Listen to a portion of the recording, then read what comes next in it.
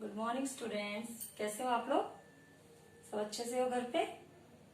बच्चों, आपकी पढ़ाई स्टार्ट हो गई है, ऑनलाइन क्लास। और सिचुएशन देख रहे हो आप किस तरीके से ये वायरस फैला हुआ है।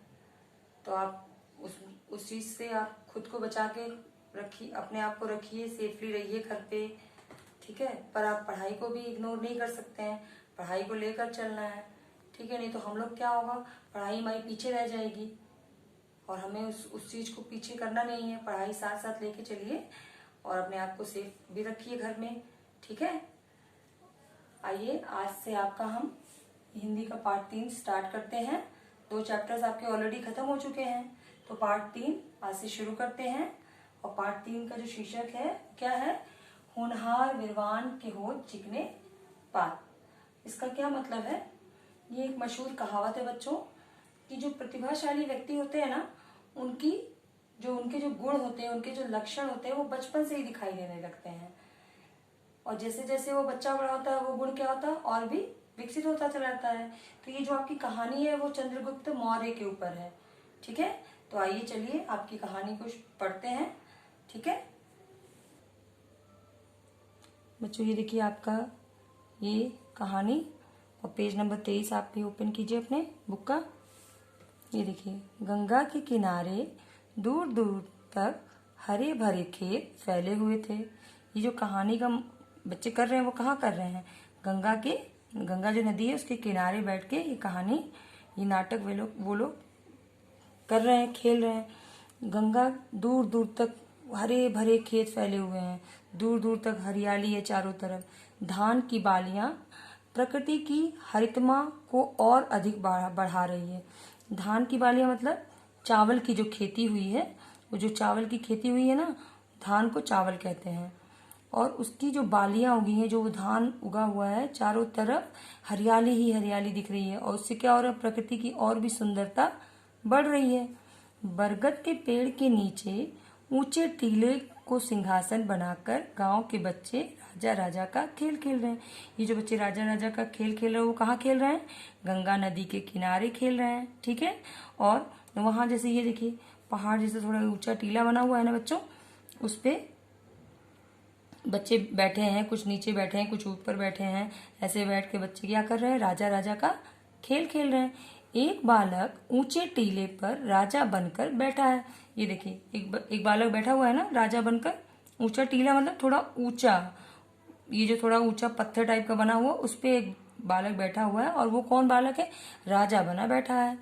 उसके आसपास 8-10 मित्र दरबारी, मंत्री एवं सैनिक बनने का अभिनय कर रहे हैं।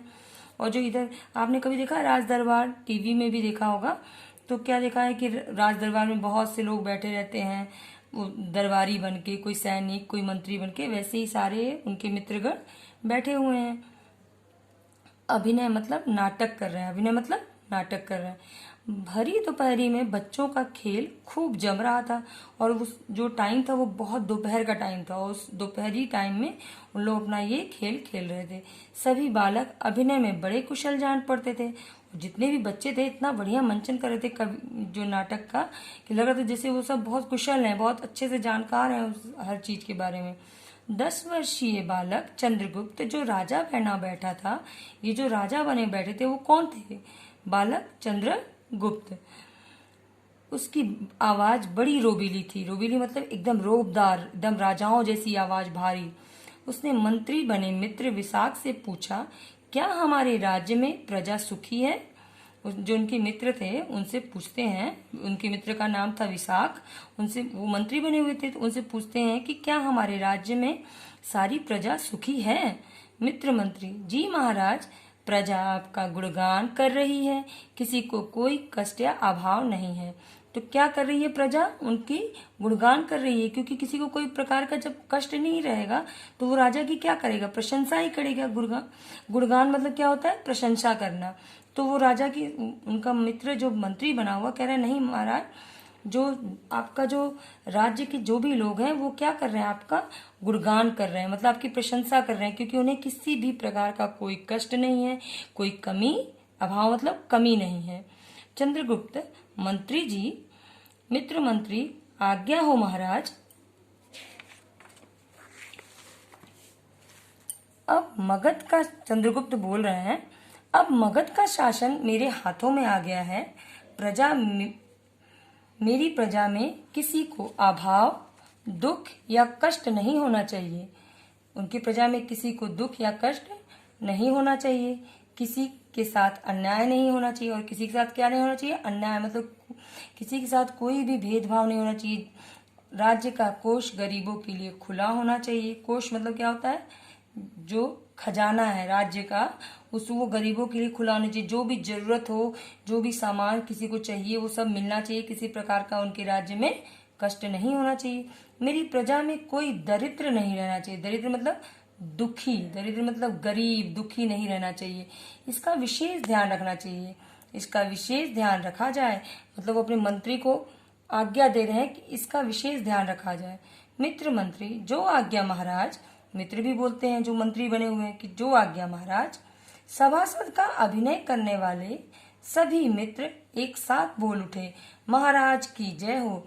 आपने देखा है ना कभी टीवी में जो मित्र, जो मंत्री लोग एक साथ उठते हैं और महाराज की जयकारा लगाने लगते हैं, महाराज की जय हो, जय हो। बच्चे भी इतना अच्छा नाटक कर रहे थे कि जब महाराज उठे तो उन्होंने बोलना शुरू कर दिया, महाराज की जय हो। बच्चे अपने नाटक में व्यस्त थे। बच्चे क्या एकदम नाटक में अपना है, कोई राजा, कोई मंत्री, ऐसे सब बन के अपना नाटक खेल रहे हैं। वहीं कुछ दूरी पर बैठे एक चोटी वाले ब्राह्मण, जिनका नाम चाणक्य था, बच्चों का खेल देखकर आनंदित हो रहे थे। और ये सब नाटक देखकर दूर दूर टीले पे, वही चोटी मतलब टीला जो थोड़ा सा पर्वत टाइप का उठा होगा पत्थर का, उस पे ब्राह्मण भी बैठे। और उन ब्राह्मण का नाम था चाणक्य। क्या नाम था बच्चों? चाणक्य। और उन लोग बच्चों का ये जो राजा राजा का खेल देखकर वो बहुत ही आनंदित, मतलब खुश हो रहे थे, प्रसन्न हो रहे थे। वे चंद्रगुप्त की आवाज और बातों से बड़े प्रभावित हुए। चंद्रगुप्त के बात करने का तरीका, कैसी उनकी आवाज थी, उनसे वो बहुत प्रभावित हुए। उन्होंने पास आकर चंद्रगुप्त को मगध का शासक बनने का आशीर्वाद दिया। मगध का क्या बनने का? मगध का राजा बनने का आशीर्वाद दिया। शासक मतलब जो वहां शासन करे, तो मगध का शासन करने का आशीर्वाद दिया। बच्चे खेल समाप्त करने के पक्ष में नहीं थे, मतलब बच्चे खेल समाप्त नहीं करना चाहते थे, इसलिए उन्हें भी नाटक का एक पात्र बना लिया। तो उन्होंने क्या किया? बच्चों ने चाणक्य को भी जो नाटक खेल रहे थे वो राजा राजा का, उसमें उन्हें भी क्या बना लिया बच्चों? पात्र बना लिया।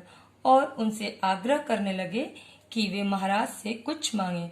आग्रह करना मतलब वो भी कहे कि आप जब नाटक में चाणक्य भी जुड़ गए तो उनसे आग्रह कर ले कि आप भी महाराज से कुछ मांग लीजिए। चंद्रगुप्त जो बना बच्चा था, जो चंद्रगुप्त जी थे, जो राजा बने हुए थे, उनसे कहते हैं कि आप भी चंद्रगुप्त जी से कुछ मांग लीजिए। चाणक्य भी बच्चों की खेल मंडली में शामिल हो गए और राजा बने चंद्रगुप्त से एक दूध देने वाली गाय मांगी। अब चाणक्य को भी अच्छा लग रहा था, वो भी बच्चों के साथ क्या हुआ बच्चों? नाटक में खेल की जो मंडली उसमें शामिल हो गए। और राजा बने जो चंद्रगुप्त थे, उनसे क्या मांगी? एक दूध देने वाली गाय। चंद्रगुप्त ने उनका सम्मान करते हुए, सम्मान मतलब उनका आदर करते हुए, उन्हें आसन ऊंचे दूसरे टीले पे बैठाया। जैसे अब उन लोग तो खेल खेल रहे हैं, वहां पे तो कोई सच का आसन है नहीं बच्चों, तो जो दूसरा टीला, जो दूसरा ऊंचा जैसा पत्थर उठा हुआ था, उस पे उन्हें सिंहासन उन्हें बैठाया कि आप बैठिए। चंद्रगुप्त बोले, ब्राह्मण देवता, आप एक नहीं 10 गायें लीजिए। चंद्रगुप्त जी ने क्या बोला कि ब्राह्मण देवता, आप एक नहीं, आप मुझसे एक गाय मत मांगिए, आप 10 गाय लीजिए। देखिए बच्चों कितने अच्छे से चंद्रगुप्त जी इस नाटक को कर रहे हैं। वो राजा नहीं है अभी, अभी तो वो बच्चे हैं, पर उन्होंने जब वो ये नाटक कर रहे हैं तो वो कैसे चंद्रगुप्त से बोल रहे हैं कि ब्राह्मण देवता, आप एक नहीं 10 गाय लीजिए। जैसे राजा लोग कहते हैं कि आप एक नहीं 10 चीज मांगिए, वैसे वो भी नाटक का मंचन कर रहे हैं। सोना, चांदी, हीरे, जवाहरात मांगिए, मेरे राज्य में किसी चीज की कमी नहीं है। उनके राज्य में देखिए बच्चों किसी चीज की कमी नहीं है। वो बोल रहे हैं कि जो आपकी इच्छा हो आप मांगिए, और मेरे राज्य में किसी चीज की कमी नहीं है। मैं यही चाहता हूँ कि मेरी प्रजा में ब्राह्मण एवं गुरुजन सुखी और संपन्न रहे। क्या चाहते हैं वो? कि जो उनके राज्य में जो भी व्यक्ति रहे, ब्राह्मण, गुरुजन, जो भी रहे, वो सब सुखी और संपन्न रहे।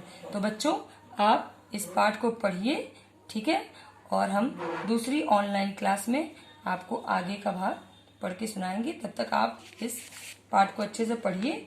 ठीक है।